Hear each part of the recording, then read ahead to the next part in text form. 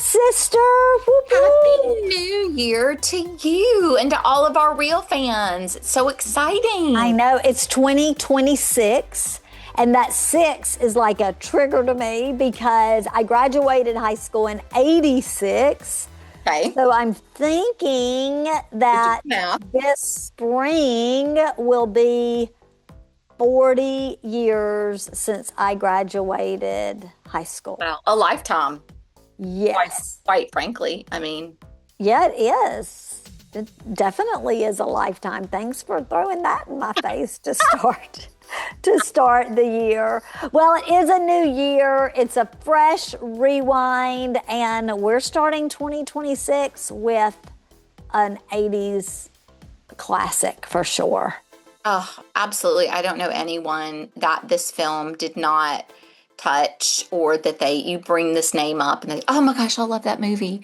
It's one of those films that truly is unforgettable. It is, and it's ironic that you say that it's unforgettable because one of the main characters has a memory that basically never forgets.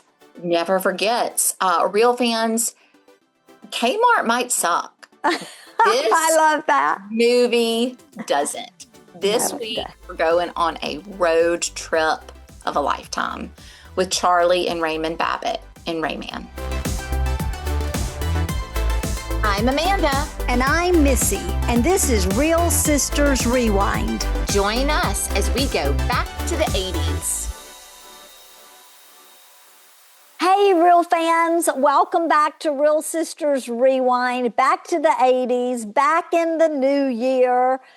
If it's your first time joining us, I'm Missy. I'm here with my sister, Amanda, my baby sister. And we're just two sisters who love movies and love talking about them and taking you back to the ones that we loved the most. That's right. And it's always so fun to rewatch and see if I was actually talking to someone about this the other day about that this is fun because there's so many times that you or me are like, oh my gosh, I'm so excited to watch this movie. I loved it so much. And then we rewatch it and we're like, Or opposite, we're like, oh, and then we are like, oh my gosh, this was great. So it's really fun to see how our perspectives on the movies change. How they measure up now. That's now. Right. Because either way, they don't make them like they used to. That's exactly right. I was talking to someone about this film, actually, that we were going to be doing it. And they immediately said, man, I mean, movies, we just don't have movies like that anymore. I know. So if you are a real fans listener and enjoy our podcast, don't forget to subscribe and leave us a 5-star rating. Throw us some love. Yeah, write us a quick review. Y'all, first of all, we just appreciate it so much, but also it helps with the ratings, and it helps with getting the podcast out to new listeners. So, and yes, and when you do that sweet thing for us, take a screenshot, email it to hello@realsistersrewind.com, and we're going to do a sweet thing for you. We're going to mail you a Real Sister sticker as a thank you. That's right. So let's don't delay another moment because this is going to be just a chock full episode, and I want to get to it. So let's step into Rain Man.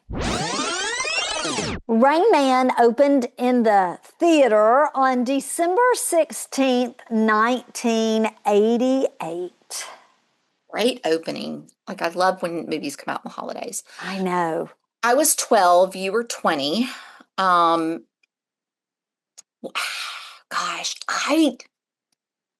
I absolutely saw it in the theaters multiple times. Okay, I don't think I did. I think I saw it for the first time at Melinda Dever's house.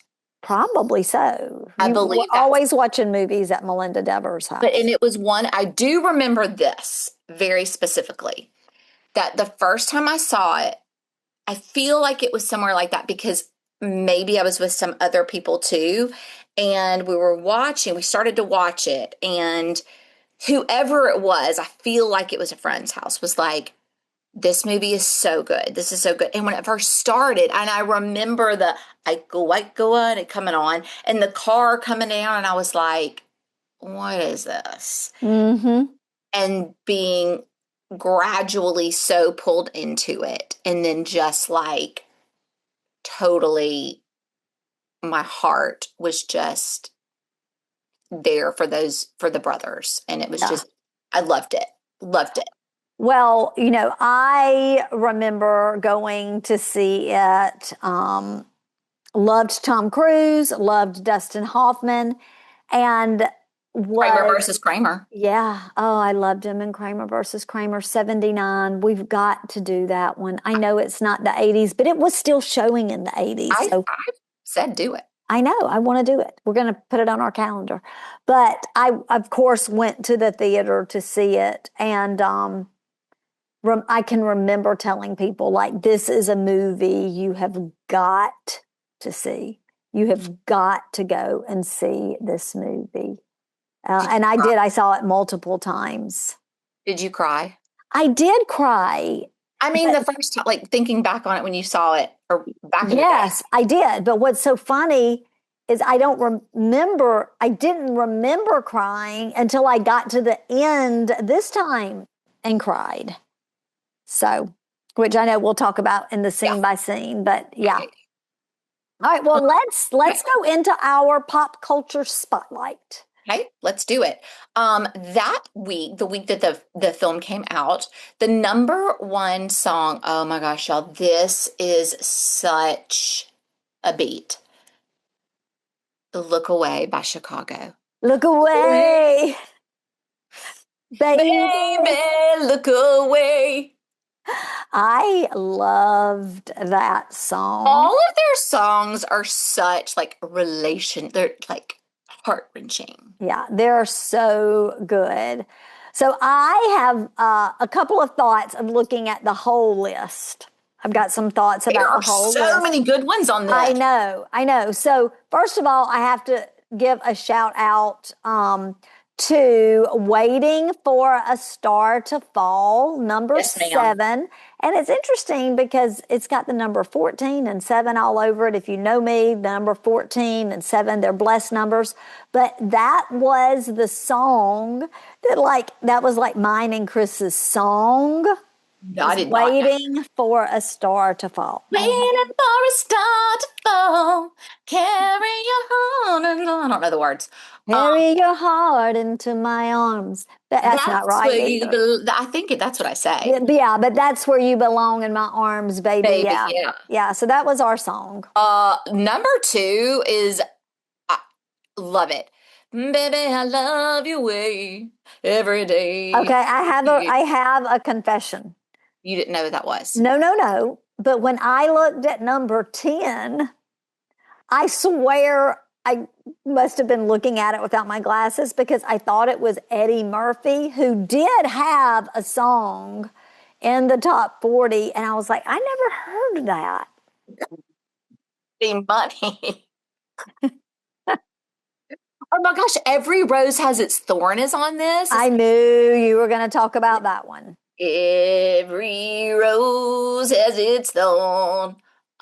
This is a really, really good. And I have to give a special shout out to number 8, Whitney Houston's husband, Bobby Brown. Well, I was going to mention that one too. I can just see him singing "It's My Prerogative." I used to sing that all the time. Like, I can do what I want to do. When I was making a point, or like if I changed my mind, like early in my marriage, I would like look at Chris and I'd say, "It's my prerogative." And I'll tell you, I'm going to give a shout out to number 5, Anita Baker. That was the most incredible album. It was full of hit songs, but giving you the best that I got. So good. Well, I just have to say, too, this top 10 might be the best well-rounded, full, recognizable top 10 we've had. Yeah. If you look on down to number 19, how about Wild Wild West? Love that song. Yeah. So Bad Medicine's on here, too. I knew you were going to love it when you saw it. I'm screenshotting the top 10 just for our relevance so y'all can see. I mean, it is really a gem. It is a gem. You'll have to share that on social. Well, as we look to the old television, Can you Yes. guess what was the top rated show? Cosby Show.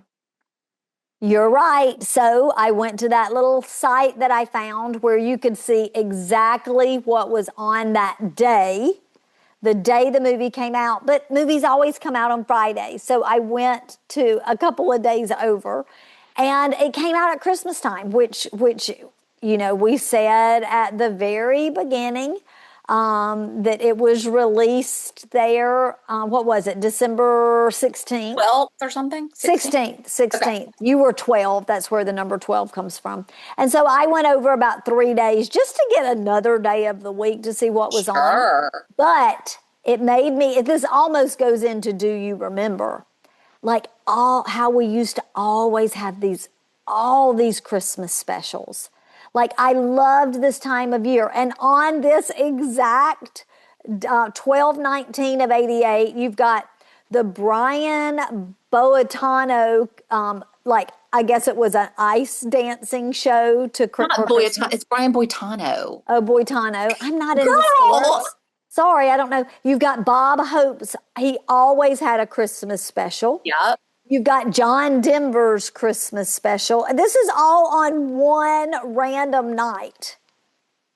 I know. Right? Even, you know what else I love? The shows did Christmas specials. Yeah, they did. Like, They you would could always see- bring yeah. those into it. So you know what TV show I do see on here that we haven't talked about that was a gem of the 80s? Designing Women. it was. I think we have talked about it before because I talked about that it's not one I watched, but it was popular when I was like in college, and I didn't watch much TV in college except for Days of Our Lives every day. Oh, every day, girl. Yep. All right.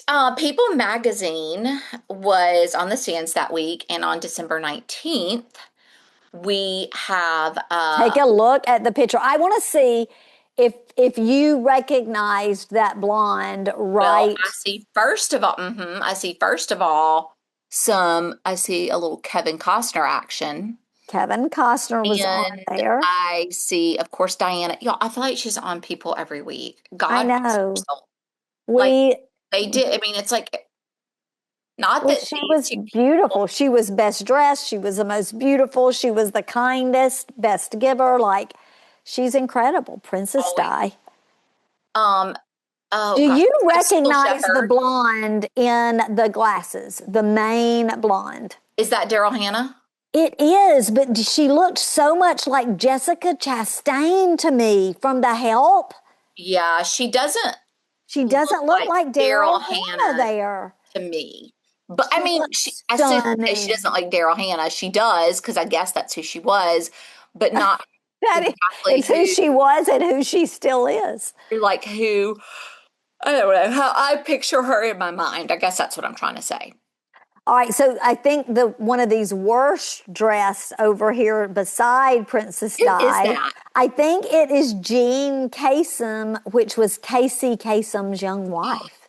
Oh my gosh, I'm not sure, but I think she may have been like implicated in his death or something. I don't know. There's something there. Maybe it was just a bad divorce, but I remember something. Who is the guy on the bottom? The guy on the bottom is Corbin Burnson. That's Corbin, yeah. And I'm thinking by the way he's dressed, he may have been on the not best worst dressed. Yeah. Yeah, I think he may have been on the worst dressed. Okay.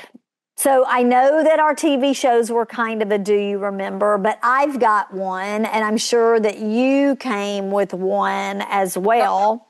Oh, I'm ready. Because of our movie, I wondered, do you remember, and I know you do, we went to the opening of it, do you remember Kmart? Girl, I loved Kmart. I loved Kmart. I loved Super Kmart. Oh, I forgot about Super Kmart. And I just am so sad that they are nowhere to be found these days. Well, I actually was researching, like, are there any Kmarts left? And a couple of years ago, there was a guy, I actually put a link to the video here. I thought you might use it in social some. But he was down in Miami, Florida at the last Kmart store, and it was almost like a little mini Kmart. But in this link, it's all about the Kmart history.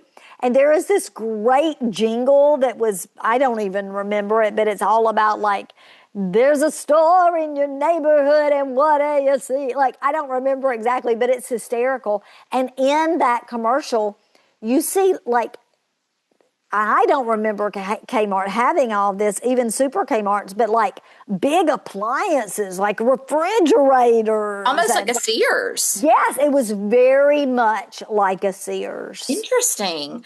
No, our Super Kmart to me was kind of what like a Target became. Yeah, like a Super Walmart. But it was nicer than Super Walmart. Yeah, like, oh, me, definitely. It was nicer. Kmart, and then they brought in, of course, Martha Stewart, and then that was like a whole thing. But do you know, and I think I mentioned this on the pod before, but I'm going to do it again. I remember when the Kmart opened up in Hattiesburg. It was down there kind of by the wagon wheel. It was actually by the bus station. I never got on a bus at the bus station, but I remembered that the bus station was over there or something. But it was such a big deal to get to go to the Kmart grand opening, and people were everywhere. And I thought it was such a cool experience as a kid. I cannot believe our mother went. I know. I can't. Are you sure you were with our mom? Yeah, I'm sure. Because I really begged her. I wanted to go to the Kmart opening. Was I alive? Yeah, she went with us. Oh, I don't remember. Yeah. Oh, that's amazing. Yep. Okay. So funny, because I was thinking about the movie also for my Do You Remember? Do you remember The People's Court? Dun, dun, dun, dun. It's so funny because we both brought things from the movie. I absolutely remember The People's Court.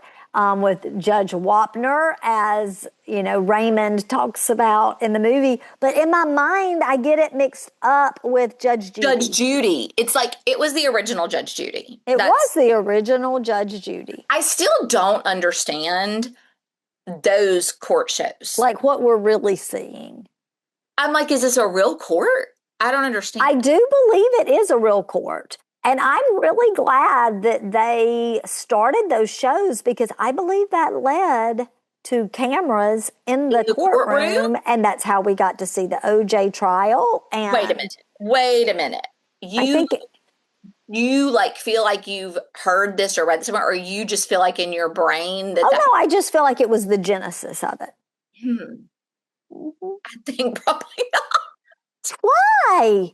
The idea like, oh, people are so like, this could be a thing. Let's get cameras in the courtroom. I've definitely got to look that up. Yeah, you'll have to look that up. Well, that was a good Do You Remember session. And I think it's been our only time that all our Do You Remembers like pointed back to the movie. But let's talk about the movie. But wait, there's one thing I want to say about People's Court. Oh, okay. I'm sorry.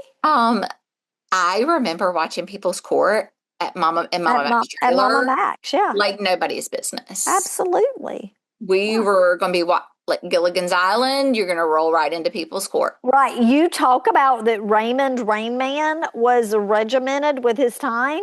12 o'clock. I mean, and before 12 o'clock, you had the $100,000 pyramid. At 9:30, you had Price is Right. Price is Right at 10. At 11 o'clock, there was something, probably that Card Sharks. Then you had Ryan's Hope. Maybe the midday news, or no? No, I think it was a soap opera going right into All My Children and just continuing through the day, every day through the People's Court.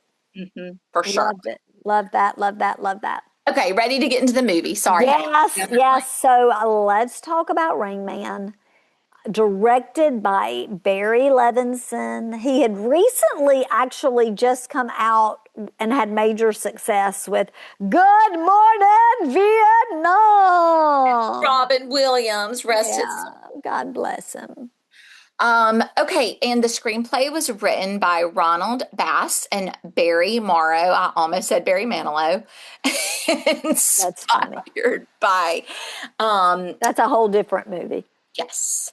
But the script was inspired by a real life autistic savant, Kim Peek, through the character. I'm sorry, not through, though this character is actually fictional. Yeah. Inspired by another autistic person. Yeah, I actually did a little research on her, and she could read 2 pages of a book at once, one with each eye. Yeah, like your brain works differently. Yeah, for sure. I can barely read 1 page of a book with both eyes without like falling I asleep was or just being about to say, without distracted. both eyes getting closed. That's right. Well, the film stars the great Dustin Hoffman as Raymond Babbitt. And Hoffman actually spent a lot of time with Kim Peek. He was studying those routines and behaviors, and he altered his voice to make Raymond's voice and the cadence that he had after spending time with Peek. And he even incorporated like these small repetitive gestures that were not in the script because of spending time with Kim Peek. To make it more realistic. Yeah. That kind of reminds me of Big with Tom Cruise. Yes. Tom Hanks. I mean, Tom Hanks, yeah. With him having to like mimic the little boy. Yeah. In his behavior. It's really incredible. And I have a neat clip I'll share on social media this week for, it's a funny thing about Tom Cruise talking about how he got kind of brought into Rain Man with Dustin Hoffman. Oh my goodness. I saw a clip on social this week that I've got in here somewhere to talk about the video I saw. Oh, okay. So I bet we saw the same thing. We'll have We maybe did. Yeah. So speaking of Tom Cruise, he plays Charlie Babbitt. Oh, that's where I put my notes. Is right underneath Tom Cruise's name. The smooth talking, I'll say, younger brother. And this really marked a shift for Tom Cruise into a more serious, character-driven type of actor with this work. And Missy, do you want to share your video? I will. We'll see if it's the same one. So I saw a video where he was out to eat with his sister. Is that what? This is the same one. I'll share it this week. Yeah, go ahead. Go ahead and share it. Just that he was out to eat with his sister, and this was in, before Rain Man was made. So this was in the earlier days of his career. Yep. And they saw Dustin Hoffman at the restaurant, and his sister was like, go talk to him, go introduce yourself. Yes. And he didn't want to. He was like, no, like he was like, I don't do that. And finally she harassed him enough to the point where he went and just kind of went and stood over by him. And he said, excuse me, Mr. Hoffman. And he said that Dustin Hoffman was like, Cruz! And like knew him. Yeah. And anyway, they conversed for a minute, and he said, as he was, I want to do a movie with you. I want to do a movie with you. And he said that he was like, great. In his and that's really how it came about. Yeah, because Dustin Hoffman picked him for the script. Yep, he sent him the script. Yeah. So. And then we have Valeria Golino as Susanna. She's Charlie's girlfriend, and she's really kind of like the emotional stability, keeping him sane and really showing empathy of Raymond. And what is so interesting is that English was not her first language, like to the point where she had to learn her lines phonetically. So it was more than just delivering the lines. She had to learn phonetically how to say the words for the movie. And then she went on, and she was like in some of those like Part Deux. What were those movies? Like Hot Shots Part Deux. Mm-hmm. Well, she definitely had an accent, but I was like, is it French or is it Italian? Yeah. But she definitely had an accent. Like, yeah, I think it was more like Spanish Italian or something. That's what I thought. Sorry. Oh. What are you laughing about? Because you said Spanish Italian, like that's a mix. Well, like Spanish Italian. Well, because she's got a little bit of an Italian flair, but she seems I like she's know. Spanish, so That's that's why why I I came like up with couldn't it. figure it out. So Yeah. I need to look into that. Okay, so Rain Man is rated R and runs 2 hours and 13 minutes, which is And long. I was there for it. Me too. It didn't It bother was me one bit. okay. It was not in our sweet spot, but I was there for it. Yeah, like if you have a great movie, take it away. Like no problem. It Yeah. didn't bother me. The film was made on a budget of about 25 million, which is not a huge amount, but it did pretty well, didn't it? Yeah, it did pretty well. Um, and it went on to earn 350 million. Yeah. And no So, telling like what it's made just like in buying off Amazon and all of that. oh, yeah, like like in what's it called, residuals? Yeah. There's no doubt, no What are you question. doing? It looks like you're researching something or something. I What are you doing? Well, while you're doing that, I'm going to talk about the awards. Can we just like needed a truck to am. get these? Because at the Academy Awards, Rain Man won Best Picture, totally see it, Best Director, Best Actor for Dustin Hoffman, and Best Original Screenplay. Just round of applause for that. And I'll tell you, How do you feel about Tom? Do you think he got snubbed? um, I don't. Okay. No, I don't. I mean, I think he did a great job, but I don't think it was necessarily an Academy Award winning performance. As Um, Dustin Hoffman's clearly. Dustin, clearly it was. And one of the things I'll say is there have been many Oscar shows. As a matter of fact, I don't even watch them anymore because they don't make movies like they used to, right? Tell For me about it. sure.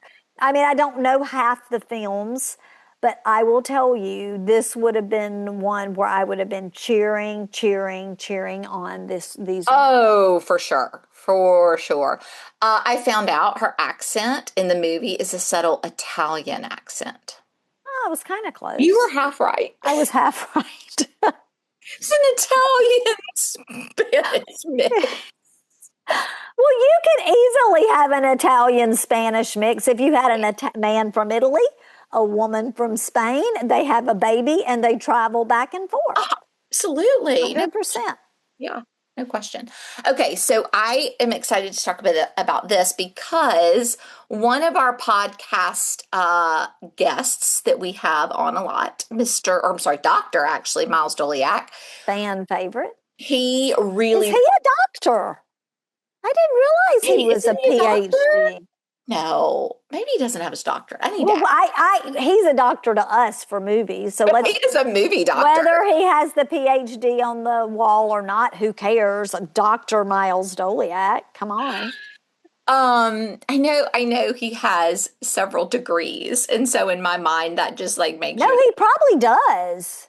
um, but okay, he couldn't join us today, although this was from the beginning of our podcast his number one request. I know. He I couldn't feel join us so today. bad. Okay, he's working Well, with the holidays. That's what happens during the holidays. I think he's on set with the students, but Oh, he did, this was his one thing he did mention to me. He was like, be sure to talk about, Hans Zimmer he's such a prolific movie score writer now. And this was his first major film. This is his big wow. start. And was telling me that like when he started and when he did this score, the terminology he used was in the box. And I said, what does that mean, in the box? And he said that it means like he did it from like a synthesizer and a computer. Like he didn't Oh, have wow. like an orchestra at his fingertips, like we think of Interesting. now with big musical score writers, producers, whatever they're called, directors. Um, so, and I think that is also important to say because this musical score in this movie is so unique to the film. Yeah. And I love it. And I'm talking about the music, not like the I go on. Oh, yeah, yeah. I know Like what you're talking about. it's so unique. Like if you hear that music, you immediately, your mind's like Rain Man. Yeah, for sure. It's beautiful. And he's gone on to do many, many other films, Driving Miss Daisy, The Lion King, and tons more. But He's brilliant. he's brilliant. And the film also received several additional nominations, cementing its place as one of the most recognized movies of the decade, partially because of this fantastic music as well. Yeah, it definitely impacted it. Well, real fans, fasten your seatbelt. Let's hit the road with Rain Man.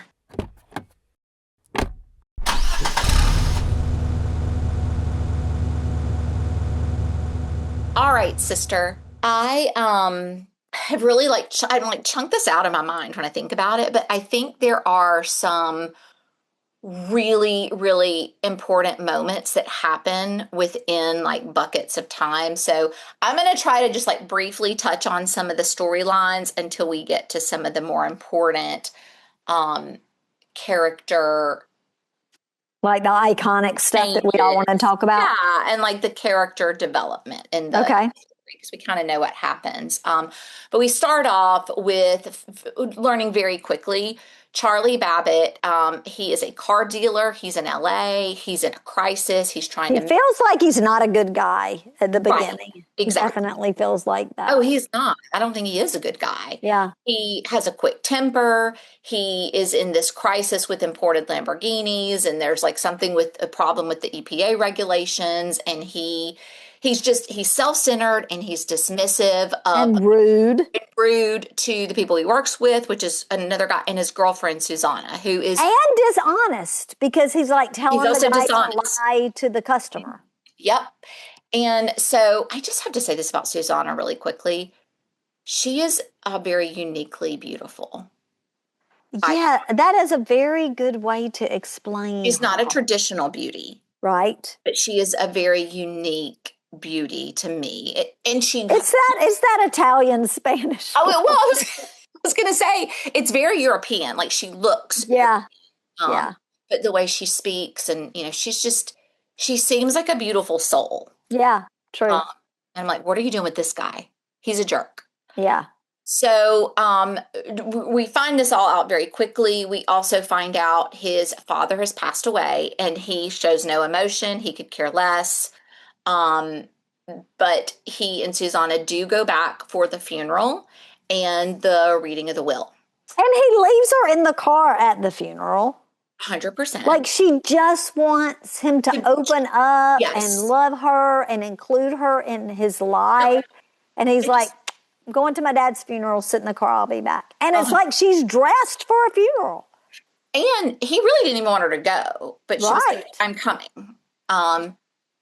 So when they get back, or when they're at his father's estate, it's actually after the funeral, and she finds out that he had a very bad relationship with his dad.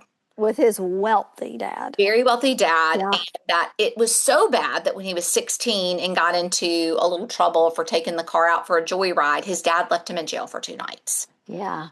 And then he moved out after that. And so Susanna, talking about what you're saying, that she just wanted to be part of his life, like she was like, how are you just now telling me this after we've been together for all this time? Like why are you, like, you have to talk and open up about things. So there was a little more of that indication that he was very closed off, but we also got a little bit of background there that was just a really bad relationship. But I also feel like I got some vibes that his dad was bad too. Like maybe he's kind of living life like his dad, right? Because his was the prize winning rose bushes the dad valued, and he valued that classic car, which becomes such an iconic part of this movie. But you just get the feeling that the dad was an asshole too. Yeah, for sure. Yeah. And I said, I don't know if you heard, but the mom had passed away when he was young. Yes, when he was really young. So she wasn't there as like that motherly, nurturing figure.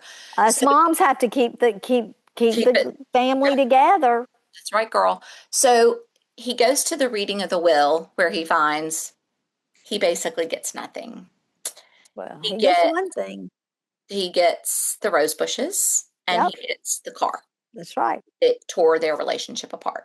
That's right. And he finds out that the rest of his dad's fortune, millions of dollars, $3 million, It's going to beneficiary.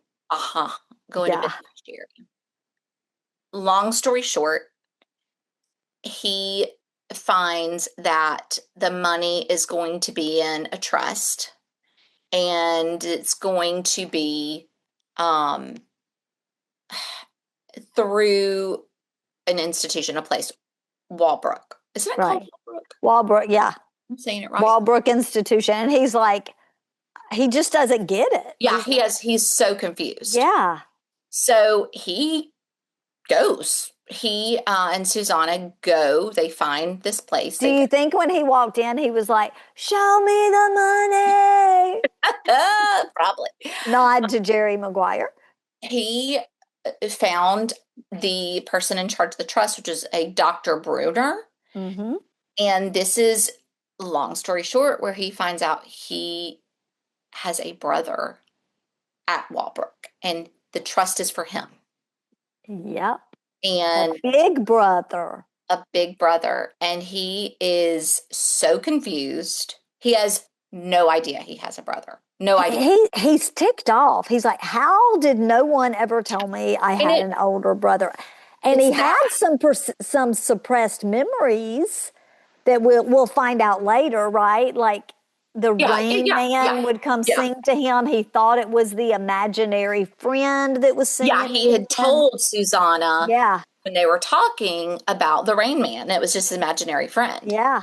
Well, he gets there, finds out he has a brother, and he is mad, I think, that no one's ever told him he had a brother. But he also starts to think about the fact that this brother is going to be getting this money and has no even like idea, like no understanding of money. Right. And of course, he will live at Walbrook forever. Yeah. And he's realizing that his brother is there because he has special needs. And going back to that term of the 80s, it's like he's thinking his big brother is retarded. Yeah, he keeps asking that about him, like he doesn't. Yeah. And of course he's not. The doctor explains to him that he's autistic and tries to kind of explain what that is. But he doesn't, like, even when he's there visiting him, he's not respectful of that. Like when he is, when Raymond is asking him not to touch his books, he starts pulling his books off the book. Oh, I hated that beginning scene when he's so disrespectful to his brother. Yeah, and he's like, what's the problem with touching your books, man? Like, what? Okay, like he's just such a jerk. Such a jerk. He has they have no understanding of each other's lives and Susanna is disgusted by him. 100%. She's like, Charlie, just don't touch the books. Leave him alone. Like, oh, it's your brother. Like she's really wants him to just like be nice to him. Yeah. Next thing you know, basically he's kidnapped him. And Susanna is in on it but doesn't realize it because he's not told her that they're kidnapping him. That's right, because he's not open with her. Mm-hmm. And he tells Susanna that they said it was fine if he takes him for a few days. That's right. So they leave with Raymond in the big beautiful Buick, which Raymond knows the car. Like he knows and that's another. That's like almost to me like they're the first connection they make. Yeah, because he's talking about that Dad would come on Saturdays and he could drive in the driveway on Saturdays, but it's definitely not Saturday. It's definitely not Saturday. Right. Yeah. And Raymond is kind of freaking out about leaving. He's like, I got to be back for Wapner. I got to be back for Wapner. Right. And, Charlie. Green Jello. Yeah, Charlie's like, whatever, you're fine. So this is where really things start to happen. Yeah. And they get on the road trip and they're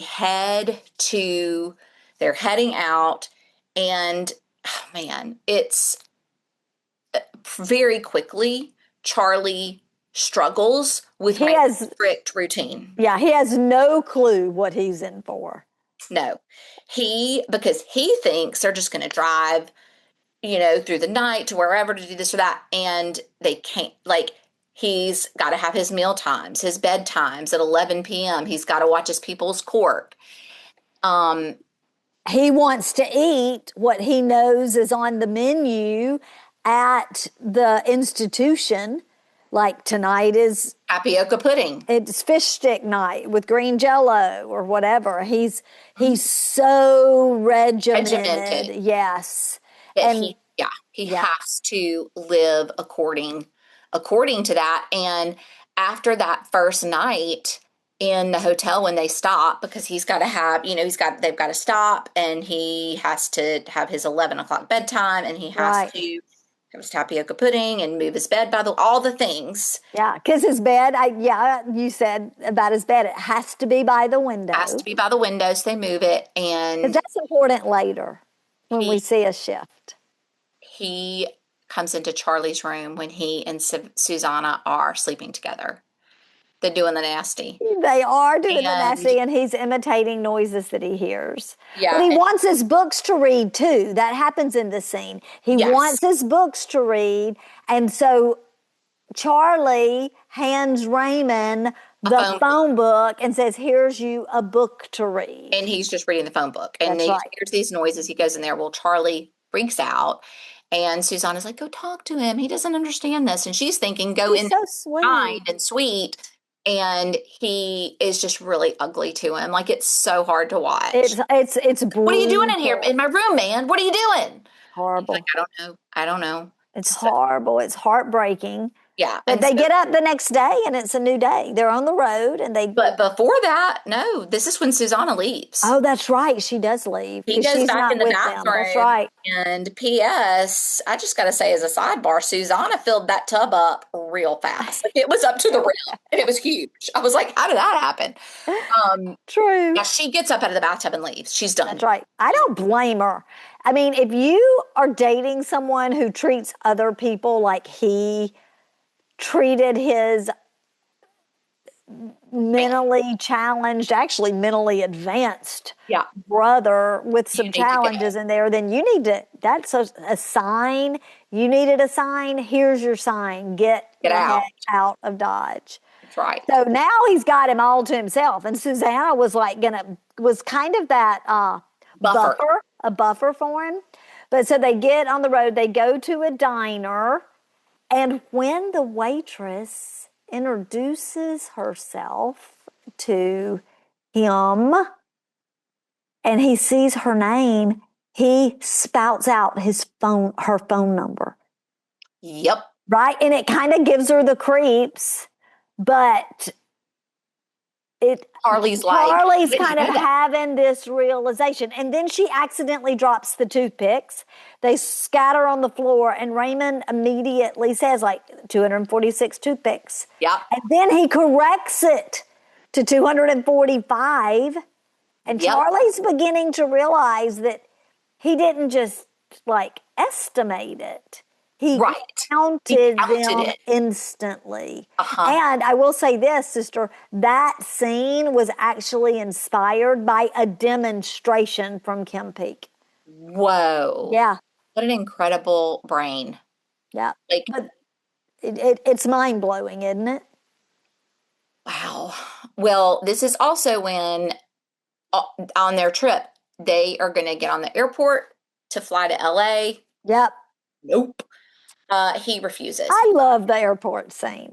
I know. He has a complete breakdown, will not get on the plane, screaming, fit. I mean, it's really intense. It is intense. Charlie, he tells him that airline isn't safe, and he knows all the statistics about how many crashes they've had. And Charlie's like, well, what airline can we fly? And he's like, Qantas. Yeah. And It's like, what good is that going to do me? Yeah. I have some trivia here. Are you ready for this? Yeah.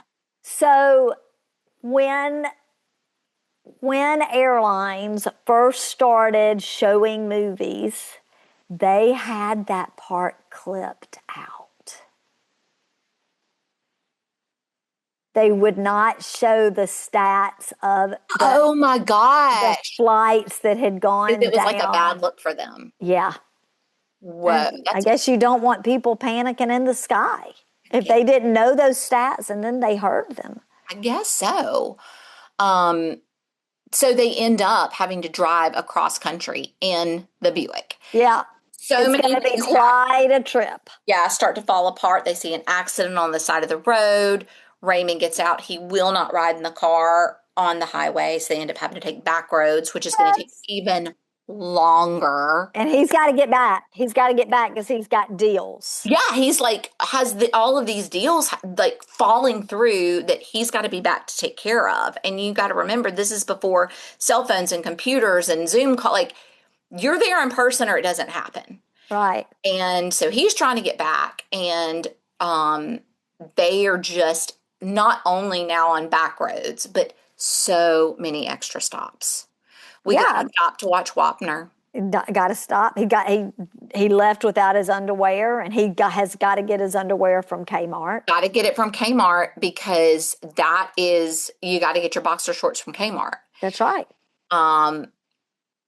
And we also find out here through the interactions they're having, and even Charlie says it, like he thinks that Raymond's diagnosis is sort of bull poop. Bull Right, because he sees what a genius he is. So he's like, this is. He's like, there is a you in there somewhere.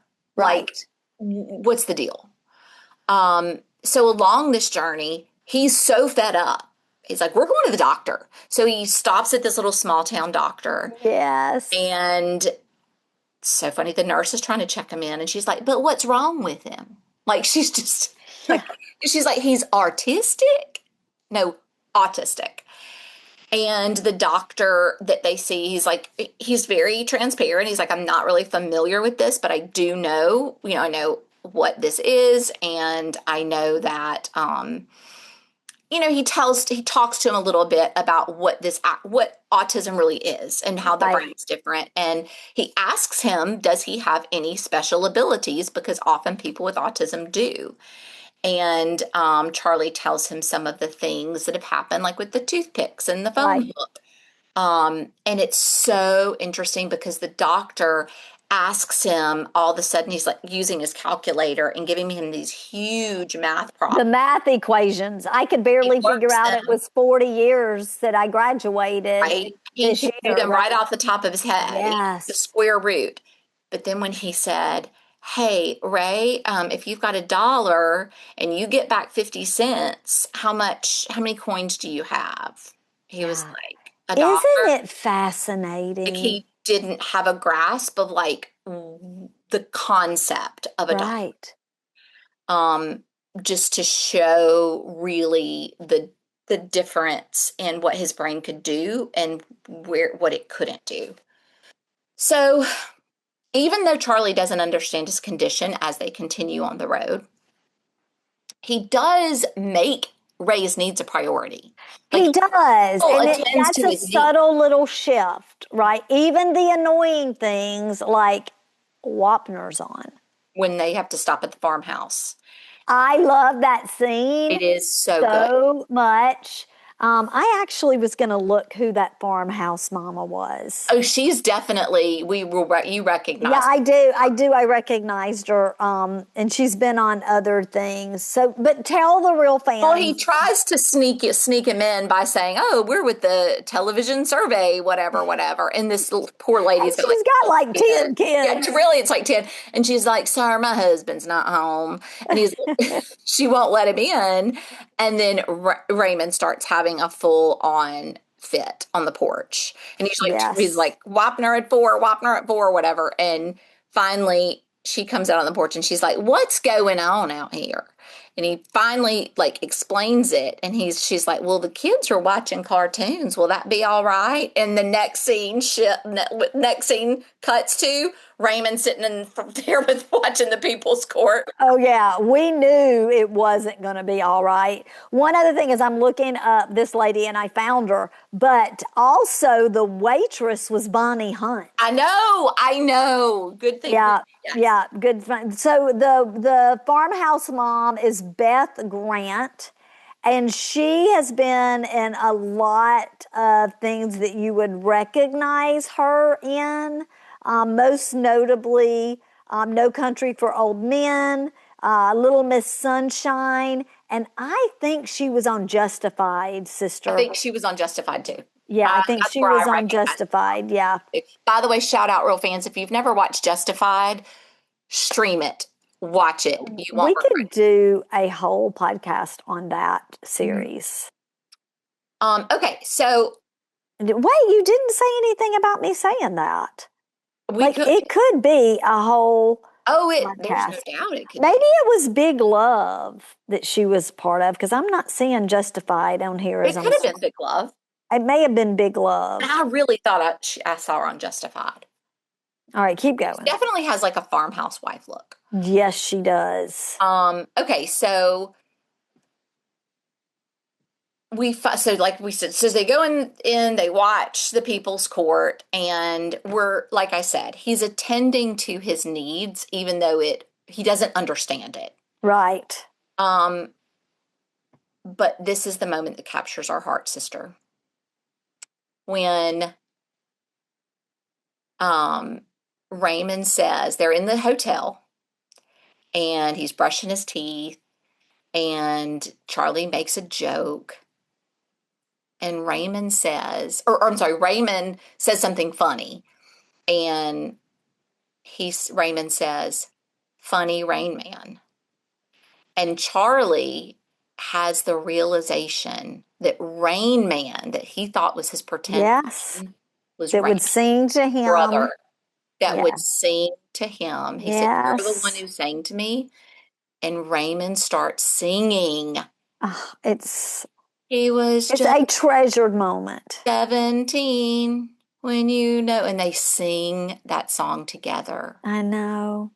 And Everything changes. starting to make a connection. And that same night, Charlie turns on the water for Raymond to take a bath. And when he does, the water, it's hot. And so the steam is coming out, and Raymond freaks out, and he starts saying, "Hot water burn baby, hot water burn baby." He's freaking out. I And know. Charlie, all of the connection comes together that Raymond accidentally scalded him as a baby. Mm-hmm. Probably just, no permanent damage, but scalded him, which is why Raymond got sent away. It's like, this is the moment in the movie that you just like everything's coming together, everything changes. Yeah. And Raymond, this is because he's been led to believe that there's not a way to connect with Raymond. Right. This happens, and you see Raymond pat Charlie on the head like, "Good baby." I know. Like he's taking care of him. I know. And Charlie's getting him ready for his bedtime that night. He's taking his shoes off and tucking him in, and you can tell that this is weighing heavy on him. Yeah. You can see his humanity. Yeah, finally. I don't like also, to not see humanity in Tom Cruise. And also Tom Cruise is fine in this movie. He is fine. His hair's a little high. Oh, it's so 80s though. I love it. 80s. You can see a little glisten of hairspray in it. I love it. Pause, just time out. Beth Grant was in one episode of Justified. I knew it. Okay. She was, this is where we know her from, though, sister. Where? She was Dwight's babysitter. Yes! On The Office. In the dinner party episode. Yes, that is where we know her. Oh my gosh, that is it. I knew it. Okay, sorry. You're right. Okay. So they're back on the road. They we do find out at this time things are getting worse for Charlie. He makes a call home. He's like in the whole $80,000. He Like the owes some shutdown. big people some money. He's in big trouble. Yeah. And so they end up making a pit stop in Vegas because Vegas, baby. Charlie has come to this realization that Raymond's going to be able to count cards. He can count toothpicks. He can count cards. And so, sure enough, he counts those cards. And let me back up though, because this is. I was going to say, there's a lot to say before we get to the counting cards. It's so iconic because they get there and we see them getting fitted for suits. I love this scene. And we see them coming down the escalator in their matching suits. And Tom Cruise is looking fine. Fine. Is such a great scene. And that music, that Hans Zimmer music. It's so good. It's so good. It also, seeing it makes you have flashbacks to The Hangover where they kind of mimic that scene. It's so good. But you know what else it made me think of? Yeah. It made me think of the episode we did to kind of kick off Christmas, Trading Places. Because the brothers, if you notice, and I meant to say this when we were watching it, they always kind of matched, but things would be just a little bit different. So in that scene, oh yeah, that's right. Raymond matched, but Charlie's is a regular coat and Raymond's is a double-breasted. Yeah, you're right. You're right. They're a little bit different. I had lots of like connections in that you were thinking scene. about. Yeah, and just FYI. They filmed all of the Las Vegas scenes in the casino at Caesar's Palace during real operating hours. Wow, how cool would that have been? I know, right?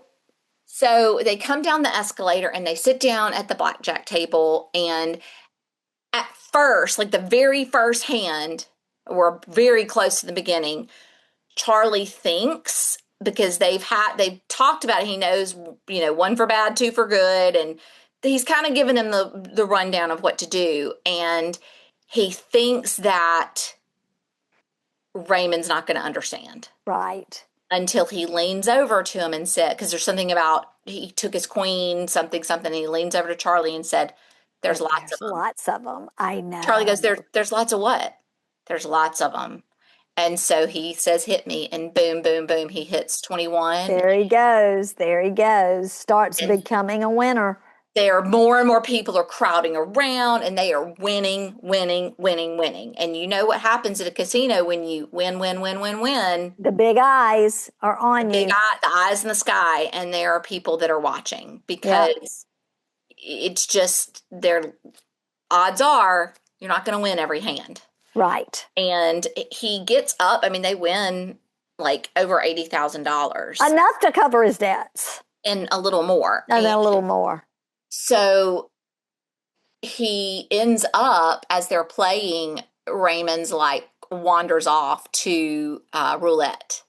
And so Charlie goes over there with him and he he just knows it's going to land on 20 and it doesn't. And so he lost $3,000. It's like, it's okay, man. Like, it's not your game. It's okay. Yeah. And so he's tired. He's ready to go back. And so they end up, actually, before they go up to the room, he meets a prostitute in the bar. Iris, who he just she thinks has found her a big roller in his nice suit who's sitting over there drinking his water or whatever it is. Orange Crush. Orange Crush. Fanta, yeah. And Charlie comes over, ma'am, listen, lady, he ain't got any money, take a hike. And she's like, well, we're just talking. And and Raymond's like, yeah, just talking, just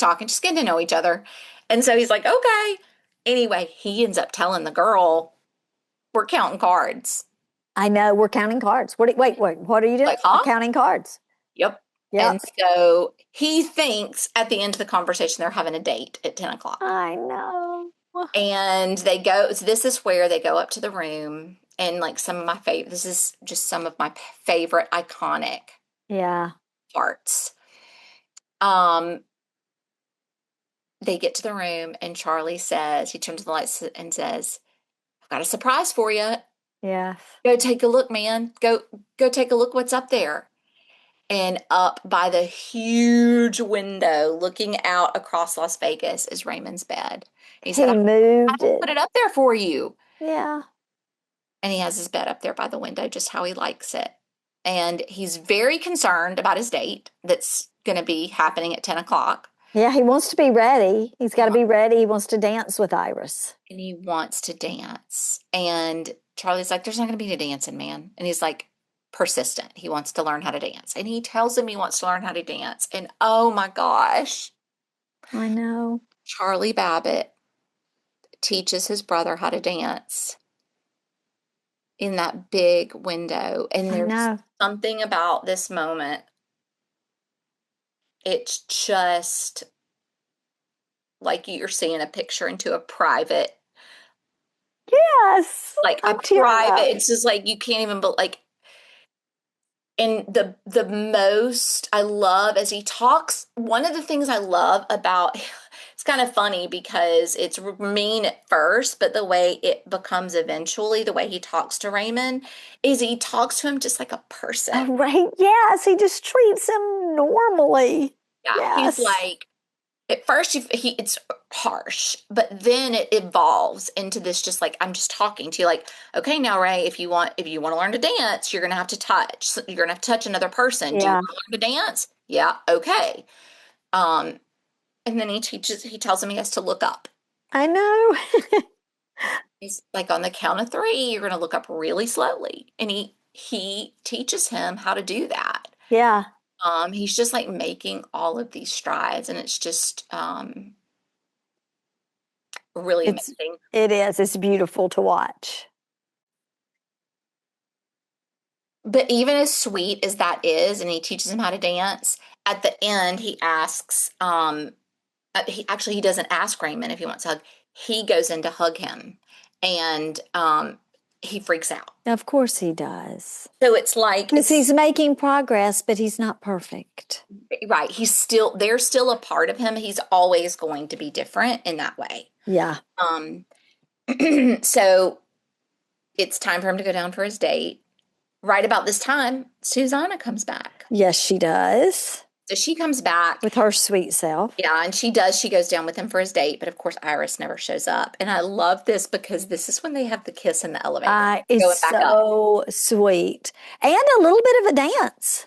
Mm-hmm. They have a little bit of a Because dance. he's watching his TV that Charlie's bought him along the way so they can keep going. So they don't have to stop for Wapner. And he's watching his TV, and he's like now obsessed with watching dancers. He's like watching old movies, like Fred Astaire, and yeah. And Susanna asks him about dancing, and he wanted to dance, and so they kind of start to dance, and then she asks him if he's ever kissed a woman, and so she gives him just the most innocent of kisses. Sweet, sweet, sweet. Very sweet. And then basically they get kicked out by the casino. Yeah, they realize there's or whatever you call it. They're like, yeah, some shenanigans. There's some funny business going on here, so y'all need to take your winnings and leave. So they leave the next morning, and oh my gosh, when he gets to drive that car around yes, at the Bellagio, it is stunning. It is. I mean, everything about this part of the movie is just like cinematic brilliance. Mm-hmm. Really. And the music as well. Again, yeah, of course. So much. The music in this part is also so beautiful. So they end up they're in Vegas, so they're so close to home. They end up that day back in Las Vegas. They drop off Susanna, and he knows. Well, back in LA, not back in Vegas, right? I'm sorry, back in LA. And he knows that he's going to be having a meeting. He's called his attorney. He wants to have Raymond with him. He wants his brother. And even when he takes him to his apartment, he's like, "This is my place. This is my place." And it was just very sweet. Yeah. And he stocks him up with all his snacks and all his things that he loves, and has him very well taken care of. but it's still just, it's going to be hard. Like in the middle of the night, or not in the middle of the night, early in the morning, Raymond sets off the fire alarm. Right, because he's making toast. I've done that before. Banging his head against the door. And it's just, Yeah. there's still, if There's they're, still issues. He's if made they're progress. together, he would still have to make some accommodations for it. Right. So they go meet with Dr. Bruner and the mediator, who, oh my gosh, the mediator is, So gross. I'm like, no, thank you, mediator. No. I would have been like, I'm going to need a different person. But Dr. Bruner offers Charlie $250,000 to walk away. It's like a payoff. It is a payoff. It's ridiculous. And Charlie refuses it. He does refuse it. But I have to say, Dr. Bruner probably, Yeah. you could almost have like a sequel where Dr. Bruner is the villain and he's glad to have the $3 million. Right. 100%. That's Yeah. what I'm like, what? I don't know. Like, I have a lot to say about that. So, at the custody hearing, Charlie tries to explain to the mediator about these connections that have been made and the progress that's been made. And Right. if you'd seen it all, you would agree like, oh my gosh. So much progress. And he even talks about that very day how they went to a diner and Charlie made sure he had the maple syrup on the table for him. And Raymond said, Charlie Babbitt made a joke. Haha. Yeah. He had come so far. Yeah. Because before that, he didn't really even understand humor. No. Right. And he even got him the Who's On First. Right. And like explained to him. And was telling him, it's funny, right? Funny. It's supposed to be funny. Yeah. And he was really trying to like hold high expectations. Yeah, of course. Raymond. And it ends up that Dr. Bruner wins custody. And I had freaking forgotten that. As many times as I've seen that movie, Like, I forgot that it ended with tears because all of the great sweet parts I remembered, but I totally forgot that he didn't get custody of his brother at the end. Which I'll talk about in a minute. But anyway, he doesn't. And this is so iconic when he takes him to the train. I know. And he's got all his stuff packed up. And he's like, Ray, you got your cheese puffs, you got your this and your that, and all the things, Yeah. And he walks up to Dr. Bruner, and Dr. Bruner says, oh, Raymond, wouldn't you rather be in your comfy Kmart clothes? And he goes, Kmart sucks. So Charlie's like, tell him, Ray. That's right. It's amazing. It is amazing. And that became such a saying. It did. I wonder if they had to get permission from Kmart for that. That could be something we could research because that could really hurt a brand. But I mean, I'm sure they were a great, big, huge brand, but corporation. It is funny. It's so funny. And he ends up going to get on the train, and that moment is, Charlie's trying to say goodbye to him, and he walks into the train really without acknowledging him, and he's like, Raymond, and you think he's not coming back, and he does. Yep. But the thing that gives me hope is that Charlie Babbitt is changed, and he will continue to go and see and build that relationship with his brother. 100%. I know, but I just wanted them to live together. But it's not. I mean, it probably wasn't best for him, especially back in those days. But then, okay, so let's roll into our does it measure up. Okay, this is where I want to talk about this, because we say that, but I actually think now it would be people. I think it would be to the benefit of him to live with his brother. Yeah, I agree. I agree. Now, at times there just wasn't enough as much of an understanding. Yeah. Of autism. And it's interesting, they really don't ever name the diagnosis specifically in the movie. Yes, they do. Dr. Bruner tells him he's autistic. Yeah, but I mean,